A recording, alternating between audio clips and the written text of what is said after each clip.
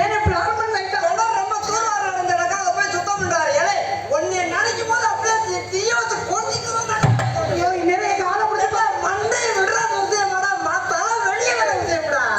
அங்க போய் மண்டை விடு மண்டை போமா கத்தி எச்சி கட்டிய வாய்க்க போச்சுடா சார். எச்சி அப்படியே புடுத்து புடுத்து. ஆனா உங்களுக்கு ஒரு அதிசயம் தெரியுமா?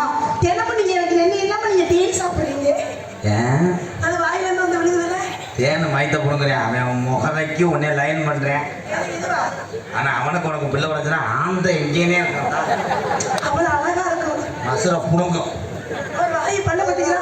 முளையோனா தம்பி ஒரு விண்ணப்பா. தம்பி நான் ஒரு பாட்டு பாடுறேன். அந்த ஆட சொல்றீங்களா?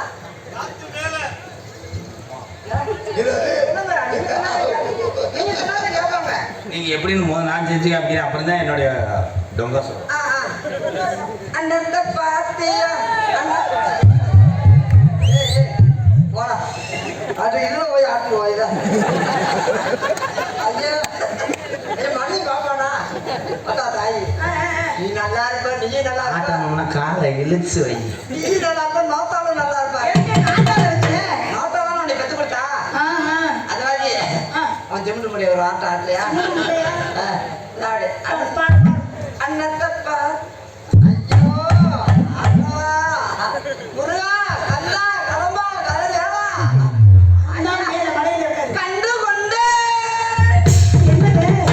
ஆடுவது யார் என்று கண்டு கொண்டு தேப்பிரிய துண்டு மூட அண்ணத்தை பாத்தியா ஆடுறவனுக்கார பாக்குறேன் இங்கிட்டு திரும்புவா.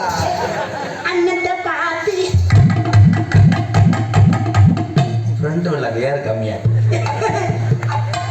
அவன் என்ன கண்டுபிடிக்கிறான் அந்த புத்தி பார்த்து எதை கண்டுபிடிக்கிறான்? ஆடு யார் கம்மியா இருந்தா நீ சாக்கி ஏத்து நான் காத்து ஏத்துறேன். நீங்க ஏத்திட்டாலும் நீ மூடு. நீ சாக்கி ஏத்து வந்தா காத்து ஏறும். அண்ணத்தை பாத்தியா அத்தாச்சியா அந்த பாட்டுல அத்தாச்சியாலும் வராது. வாயை மூடி மூடி அந்த எத்து பொருள் கீறி கீறி என் கையை பாருங்களா. அண்ணன் நம்ம சொன்னிச்சுங்க. அண்ணன் மசத்தை பிடிங்கி நக்க சொல்லிச்சு. முளையோரம் முருங்க மரம் ராசா மொத்த நாள் வச்ச மரம்.